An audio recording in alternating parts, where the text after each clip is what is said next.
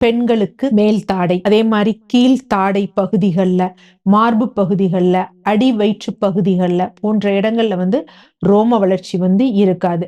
கை, கால்கள் போன்ற இடங்கள்ல வந்து பார்த்தீங்கன்னா, ஜெனடிக் ஃபேக்டர் அவங்க ஃபேமிலில பெண்களோ, இல்ல அவங்க தந்தைக்கு அந்த மாதிரி இருந்தது அப்படின்னா, ரொம்ப இருந்ததுன்னா, பெண்களுக்கு வந்து வருவது குவைட் காமனான ஒரு விஷயம் தான்.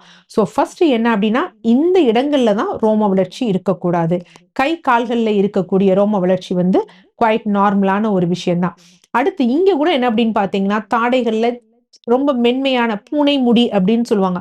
அது மாதிரி சில பெண்களுக்கு வந்து இருக்கும். ஆனா, எந்த மாதிரியான ரோம வளர்ச்சி, அதாவது முடி வளர்ச்சி வந்து இருக்கக்கூடாதுன்னா, ரொம்ப டார்க்கா, திக்கா, பிளெண்டா அந்த மாதிரி இருக்கும். தொட்டு பார்த்தாலே வந்து பார்த்தீங்கன்னா, ரொம்ப ரஃப்பா இருக்கிற மாதிரி இருக்கும்.